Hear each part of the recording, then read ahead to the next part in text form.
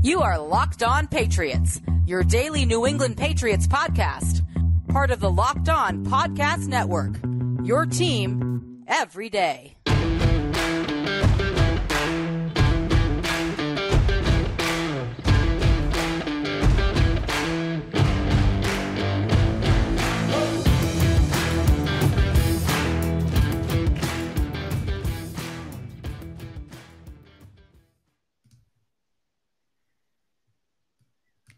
Welcome inside another crossover Thursday here on the Locked On Podcast Network, your team every day. I'm Peter Bukowski, host of Locked On Packers, with my pal Mike Debate from Locked On Patriots.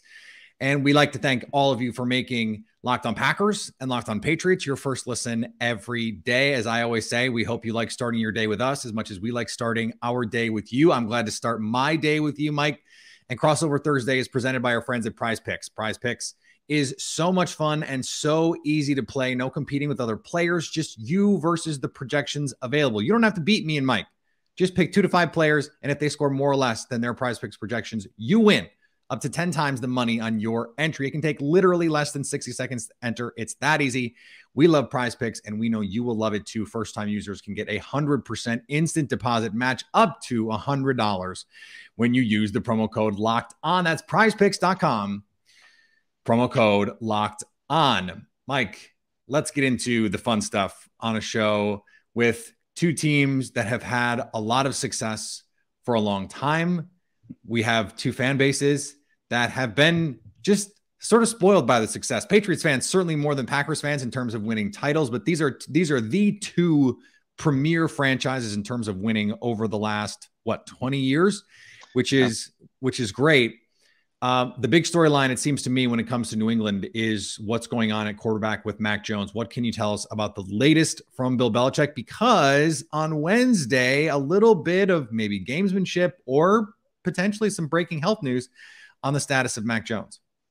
Absolutely. Well, we did find out a very interesting tidbit, Peter, and this is something that we did not know. None of us knew. Bill Belichick is not a doctor. He did share that with us when we spoke with him prior to practice on Wednesday. Bill Belichick in prime Bill form without any question. And listen, I mean, nobody expected him to answer any of those questions with any type of degree of accuracy with terms of reading the MRI or giving any type of a diagnosis. But Bill was in true to form. He is saying that everything is being taken day to day right now. Interestingly enough, as we're recording this podcast, of course, the transaction wire has not come out for Wednesday yet, but right now Mac has yet to be placed on any type of injured reserve or injured list. So right now, the Patriots are currently taking things day to day, but we know that from the MRI on Monday, from the multiple reports that are out there, we are dealing with a severe high ankle sprain for Mac Jones that usually incurs multiple weeks missed. Anywhere from 4 to 8, even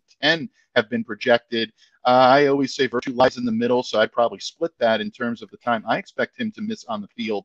But bottom line, the New England Patriots, if Mac Jones is going to be unavailable, one thing Bill did share with us, it will be Brian Hoyer under center on Sunday. So keep an eye on the injury reports for the next couple of days. Those will be telltale. But if Mac is unable to go and he was not spotted at practice during the media portion on Wednesday, then Hoyer the Destroyer is going to be under center for the Patriots.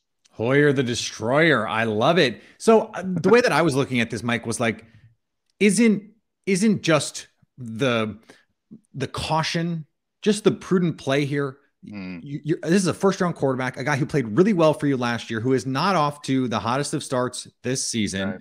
Understanding all of that and understanding that you want to keep the confidence high of potentially your franchise quarterback. I don't think there's any questions about him being the franchise quarterback right now. He is that guy for the moment.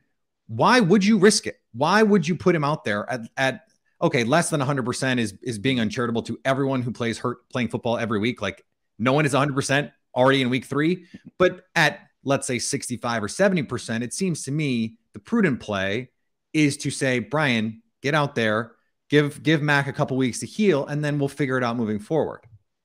Yeah, I mean, there's absolutely no good reason why Mac would be out there on Sunday. I mean, a high ankle sprain, a severe high ankle sprain, depending on the severity of the issue, like we said before, could last multiple weeks, but it doesn't really make him ready for week for against the Green Bay Packers, where you're going into a hostile environment in Lambeau. And I mean that with all due respect to Packers fans. I don't mean hostile in the way some people may think I mean that, but it's a very big home, field advantage when you're playing in the cathedral of, NFL stadiums. So at this point, the New England Patriots right now, I think, are best suited with going with Brian Hoyer. I know there are some Patriots fans that are chirping for Bailey Zappi.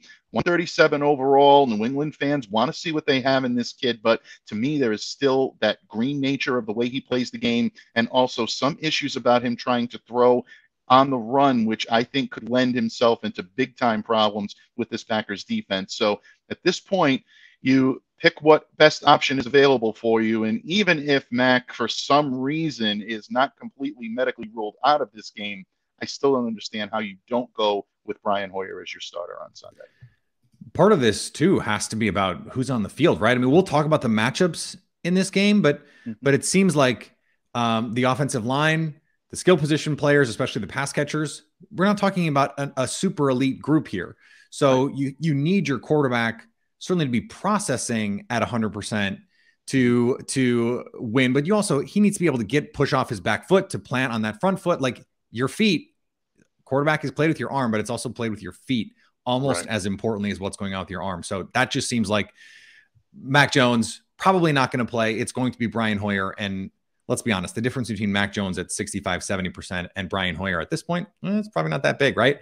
The thing that I'm looking at here, Mike, is what's going on with the Packers offensive line, because they come out of a game on Sunday where they rotated, something that I for trying to work a player back, this was a fascinating way to do it. No snap count.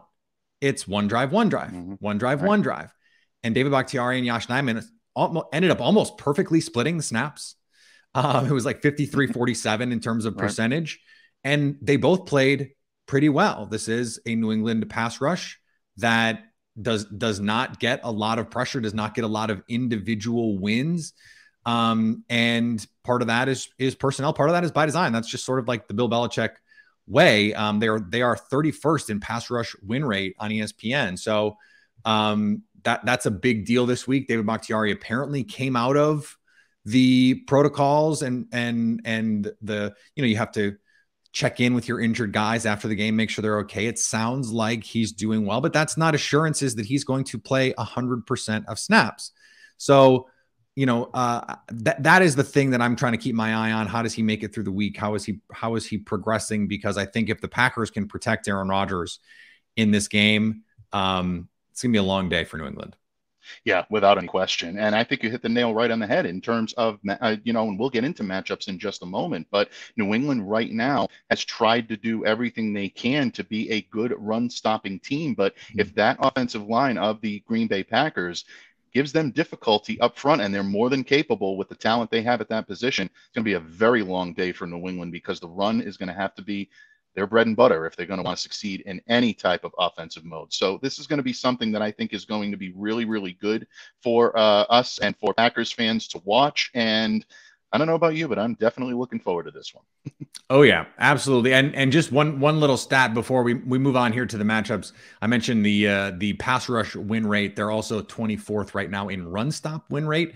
So not doing great rushing the passer, not doing great winning your matchups to try and stop the run. Not a great combination when you have to face an Aaron Rodgers-led offense coming up here, which is reflected in the line, right? We're talking about it's been a line that's been 9.5, 10 all week. So that's just the reality of what we're dealing with here. Absolutely. And whenever you're dealing with a line, folks, and I know all of you like to maximize your sports fandom capabilities, you want to do so with our good friends over at betonline.net, which is your #1 source for all of your pro and college football betting needs and sports information this season. Find all of the latest football league developments, game matchups, news, podcasts, and more at BetOnline, which is also your continued source for all of your sports wagering information, including live betting, esports, and scores. The fastest and easiest way to check on all of your favorite sports and events is with BetOnline. That includes Major League Baseball, MMA, boxing, golf, you name it, they've got a line on it. So head to the website today or use your mobile device to learn more about the trends and the action. BetOnline, where the game starts. Packers 9.5-point favorites by our friends over at BetOnline, minus 450 on the money line. They are the heaviest favorites of the week, and it is not close. Actually, no one else within a field goal in terms of that kind of favor. Part of that is the matchup. Part of that is that's just the way that some of these games have worked out. The over/under 40.5. So if you thought Packers Bucks was low scoring, wait until you see Packers Patriots, because not expected to be a lot of points scored in that one. All right, Mike, let's talk about some of these matchups here. When you look at this game and these two teams coming in, what is the matchup where you go, if the Patriots don't do this thing, they can't win? Yeah, it's kind of like if a man can't stand, he can't fight, right, Peter? Right. I mean, the New England Patriots right now, and I kind of tipped my hand on this in the previous segment, but right now I'm watching their New England offensive running game and seeing if they can get any success against a Green Bay defense that has been dominant in the early going, whether Mac is available or not. And again, I don't believe he will be. Green Bay is allowing only 113 yards per game on the ground, just 302 per game overall. But the Packers are allowing almost 5 yards per carry, and that ranks 25th in the league. If there is an area that the Patriots might be able to exploit, that's it. And they're going to really have to do it using that two-headed monster of Damian Harris and Ramondre Stevenson. They were both very good in the loss to the Ravens. So the New England Patriots have to build upon that. Stevenson particularly has been pretty adept at getting yards on the ground and getting big runs when they need to. The New England Patriots offensive line has gone back to basics a little bit. They're using some of the pulling guards. They're using those gap schemes to open up the lanes, and that's something that New England is going to have to try to do, because you know that Packers secondary is going to be licking their chops at whoever is back there taking snaps under center and trying to utilize the aerial game. So to me, not going to be easy to run against this the Packers run defense without any question. Devontae Campbell is very, very good on the inside, of that. Kenny Clark, there's definitely so much that the Packers bring to the table. And it is a pick your poison when it comes to New England's offensive game plan. But if they're going to get any traction, it has to be on the run game. Yeah, and you'll never believe this, but 25th is an improvement over where they had been last year, and an improvement over where they had been before this Buccaneers game when they allowed 34 yards to Leonard Fournette. What's interesting to me, and I think you're right on, and this is I wrote about this for the Leap, which is my Packers newsletter, a newsletter I would love for your listeners to subscribe to, and for my listeners to subscribe to if they don't. Highly recommended, folks. It's great. Thank you. That the Packers are playing defense the way that they want to play it right now, which is from nickel. They drafted Quay Walker to play with two linebackers on the field. And I do not have to espouse the virtues of that to Bill Belichick, because he does not want to get into itty bitty personnel either. He wants to have big dudes out there to eat up blocks and take up space. And for the Packers, it's about trying to do that while maintaining speed. Quay Walker is a 95th percentile speed score athlete. And he has made his presence known. Forced a fumble last week, kept Justin Fields out of the end zone on a scramble play we're talking about a 4-4 quarterback, was able to get to the sideline and keep Justin Fields from breaking the plane with that pylon. And he has been a key for them. They want to play two high safeties and say, we can stop the run with 6. If they can, then I just don't know what you do if you're the Patriots, because you're not going to be able to push the ball down the field. You probably can't do that anyway, just given the personnel restrictions and the quarterback situation.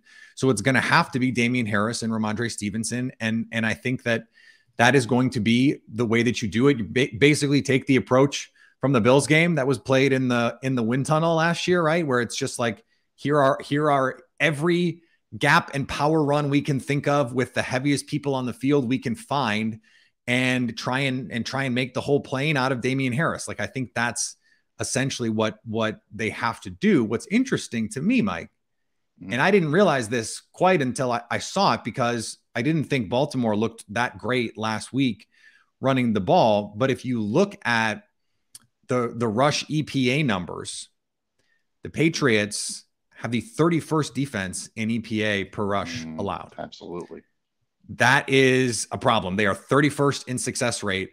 Almost 51% of runs against the Patriots have been successful runs. Yeah.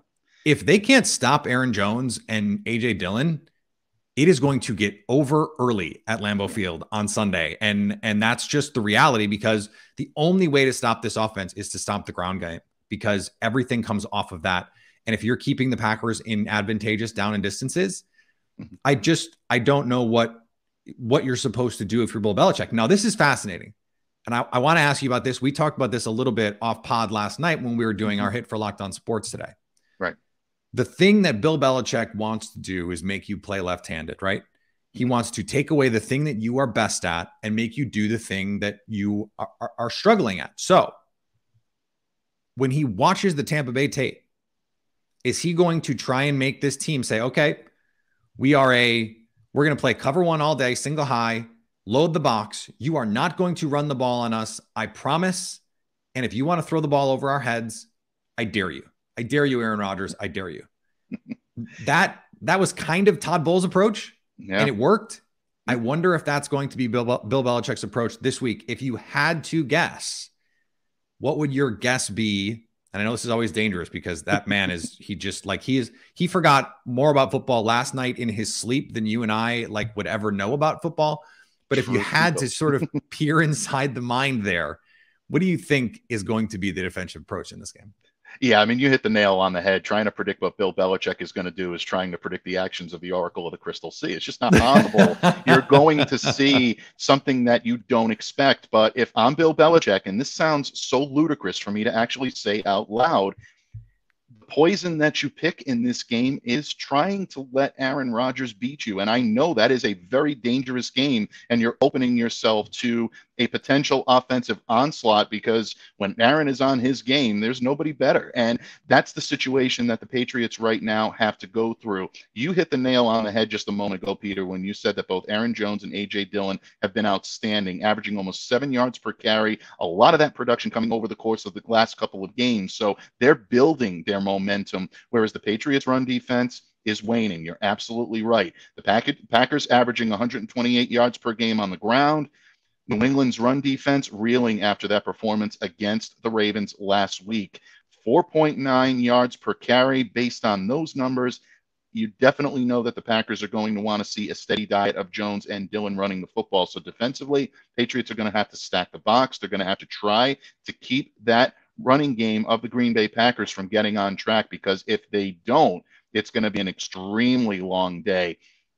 On the other hand, when you look at Aaron Rodgers and you look at the success that he's had with these pass catchers, they're going to try to take a page out of the Todd Bowles handbook from week one. You know that life hasn't been as smooth as Aaron would like it without Davante Adams. He's starting to get into a little bit of a rhythm with Romeo Doubs. Christian Watson is a rookie there. Randall Cobb, Alan Lazard, all very capable receivers. But at the same time, that right now may be your best bet if you're New England, because as shaky as the secondary was supposed to be coming into this season, Jonathan Jones has played relatively well at the outside perimeter position. If you get a solid game from Jalen Mills, who is banged up with a hamstring injury, folks, so that's another one to watch. If these two guys are healthy and capable of hanging with their targets, it could make life a little bit difficult to play the aerial game that I know Green Bay would love to be able to employ. So to me, it really is. It's picking your poison on the running game, trying to stop that.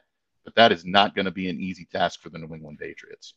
No, it's not. And you mentioned the cornerback part of this. The Packers, if this were Davante Adams, you'd say, okay, well, maybe Bill Belichick will do the thing that he's done in the past and put his second best cornerback over there with safety help, and then he put his top corner on. That was like the Belichick MO for years, right? But when you don't have that go-to guy, then how do you focus your resources? And so one of the things that I said to you is I'm sort of fascinated to see where Bill Belichick thinks the strengths of this team are. Like, it will be the ultimate validation for someone like Romeo Doubs if we're seeing Belichick send help to his corner to that side.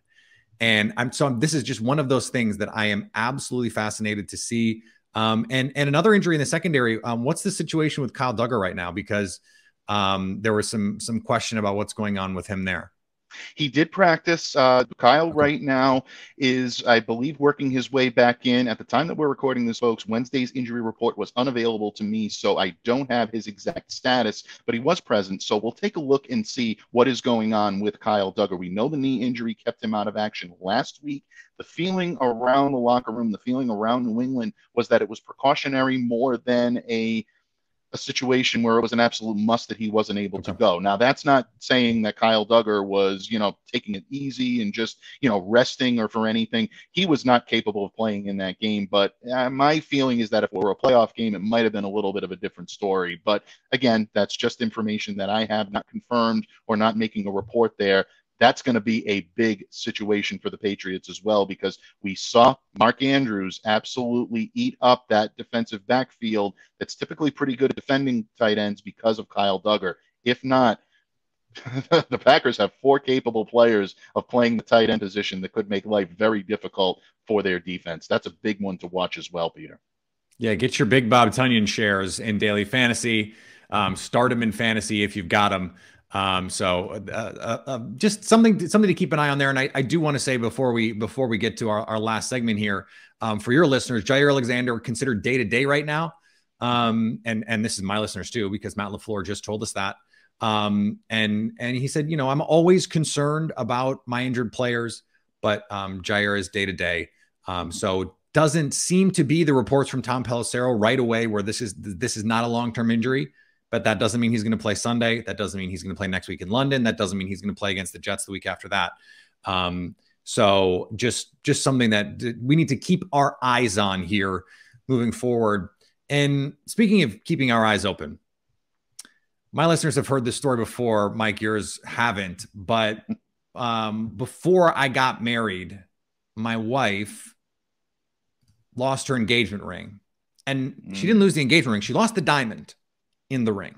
Mm-hmm. The diamond sheared off because the prongs broke.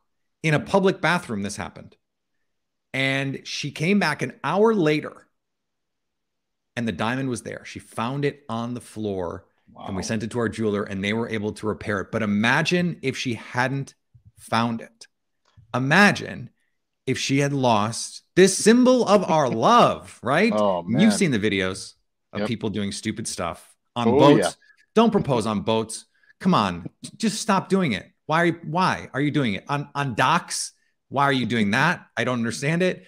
But if you want to do it, if you have to do it, or even if you don't, even if you're a smart person and you propose on solid ground, on terra firma, you should have your fine jewelry insured, and you should do it with BriteCo. They have made it fast and easy. Insurance can be a hassle.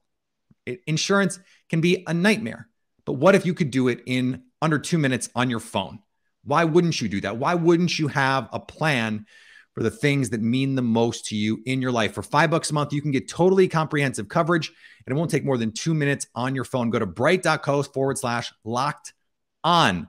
That's brite.co/locked on. So you are not rooting around on a public bathroom floor trying to find the diamond from your engagement ring like my wife was. Thank God she found it. brite.co/locked on. Okay. We have final predictions here. Mike, why don't you go first on what you think is going to happen on Sunday, the late afternoon window on CBS? Well, again, if the New England Patriots want to have any success against the Green Bay Packers, they're going to have to try to not only stop the run, but they're also going to have to try to establish the run on offense. Either of these tasks is daunting against a team that is playing very well on both sides of the ball. The likelihood is that Brian Hoyer gets the start in place of Mac Jones. Even with Mac in the lineup, this was going to be a very tough matchup for the New England Patriots. But with a career backup that is, I think, going to be a little more capable than people are giving him credit for, I still think it's going to be very tough for New England to establish their game plan. There's going to be a little bit of uncertainty, and there's going to be a lot of dearth of ability to be able to contend with what Green Bay does well on both sides of the ball. Pains me to say this because this was a lot further than my initial thoughts on this matchup. I believed Mac to be healthy a couple of weeks ago, and this one circled on my calendar. I think ultimately New England bows to the hometown team this week, and I think they do so by a final score of 27-14. Right in the range that I was thinking of. So I I go into these and, we're buddies. So I try and be as respectful as I can be in these situations. And I sometimes feel bad if it's kind of a lopsided thing. If I'm going to say a double digit score, I was just sort of like, no, I'm going to say this to this man's face right now. But that is like exactly the number I was thinking. I was thinking 27-13. But just because a touchdown and a pair of field goals, maybe something like that. But I can see maybe even a late touchdown, making this a little bit more aesthetically pleasing than it might otherwise be. Mm-hmm. I just don't see how they're going to score more points than Tom Brady against this defense at home. Right. That's not in the heat. And I think the Packers get right a little bit on offense with this team and their issues stopping the run. It's going to be so tough, I think, for New England to slow down this. I mean, the Bucs have arguably the best defense in the league, and they couldn't slow down the Packers offense for a half, even kind of doing a decent job against the run. The Packers with their RPO game just sort of picked them apart. And Aaron Rodgers was playing at all pro MVP kind of levels for a half. And then Todd Bowles happened. Now, can Bill Belichick do the same kind of thing? Is he that level of coach? Absolutely. Yes, he is. But he doesn't have Shaq Barrett or Devin White or Levante David or Anton Winfield Jr. There's just, I think, unfortunately, a talent difference. Like Matthew Judon is a really nice player. I think Christian Barmore has a lot of talent. And McCourty is just like one of the classiest guys in the league, always has been, and is a great player. I just don't think they have the horses on the defensive side of the ball. So that is where we are. 27-13, 28, maybe just for sake of difference, I'll say 4 touchdowns, 28-13. Okay. My final prediction, the Packers win and cover. Give me just so I have it. Like, give me the 3 high points. Like this game comes down to these pair of things for you. From a Patriots perspective or just in general, are we talking? Yep. All right. If we're talking from a Patriots perspective, if you see the name Ramondre Stevenson up on the board an awful lot, gaining yardage, it might mean that the Patriots are able to make this closer. Again, it's going to be tough, but this is a kid that can change the complexity of the offense. The other thing that I think I'm looking for, if I'm a New England Patriots fan, on the offensive side of the board, Hunter Henry, Jonnu Smith committed an awful lot of money to these guys. Patriots have to get 12-man personnel involved, not just from a blocking scheme, but they have to get it involved from a pass-catching scheme. They need to be targets in the red zone. Maybe Brian Hoyer looks for these guys as a veteran and going back to some of that old-school 12-man personnel that the New England Patriots used to run under Josh McDaniels. And lastly, from a defensive standpoint, you're absolutely right. You hit the nail on the head. Matthew Judon, Christian Barmore working in tandem. If Barmore can get the double team from the offensive line, that frees up Matthew Judon. We saw that happen a little bit on Sunday against the Baltimore Ravens, and Judon was able to get home at one point against Lamar Jackson. Can he do so on Sunday? Those 3 high points could switch our predictions a little bit. But again, it's a daunting task for New England going in there. I'm being the eternal optimist here and hoping that at least one of these can come true. What's interesting is I think the sort of mirror image of this is true for Green Bay. If they can stop the run effectively, it's going to be really hard. If Green Bay stops the run effectively, it's just going to be so hard for the Patriots to move the ball. They just don't have the receivers. You hope that Joe Barry does not play passive against a backup quarterback. This was something that we haven't talked about yet, Mike, and for your listeners, something that they may not have known happened last year for the Packers. They were excellent against the primetime QBs, Patrick Mahomes, Russell Wilson, Kyler Murray, Joe Burrow, Matthew Stafford. It was the weeks that they played Baker Mayfield and Tyler Huntley that they let up a little bit. They played a little bit passive. They played a lot of two-shell and said, if you want to run, we're not going to give you the big play. Right. If they do that this week, that's going to be playing right into the Patriots' hands, and this is going to be a much closer game than it probably should be now against the Bears. In week 2, Joe Barry said, we're not doing that. Here's a lot more cover 1. Here's a lot more 8 guys in the box, and we're going to commit to stopping the run. Another great stat is you mentioned some of the running game issues that the Packers have had. They gave up 180 yards rushing to the Bears in week 2. That seems like a lot, right? 104 of those yards.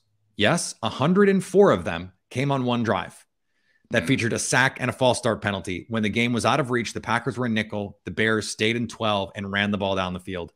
That game was over. So it's just one of those things where, like, sometimes the numbers can be misleading. But again, the Packers need to run the ball, or they need to stop the run. And then if they run the ball, they're going to be effective because this secondary and pass rush, I just don't see them being able to be effective. Even the Buccaneers pass rush was not particularly effective against Aaron Rodgers. So I think this game comes down to the trenches, and the Packers are just better in the trenches right now. And that ends up being the difference. Thanks again to everyone who makes Locked On Packers and Locked On Patriots their first listen every day. Again, we hope you like starting your day with us as much as we like starting our day with you. I will be back on Friday with our live stream. We push the time of that to 8 p.m. Eastern time. And Locked On Patriots is going to be here whenever you need them. I know Mike has got you. Thanks to everyone for being a part of another Locked On NFL crossover brought to you by our friends at PrizePicks.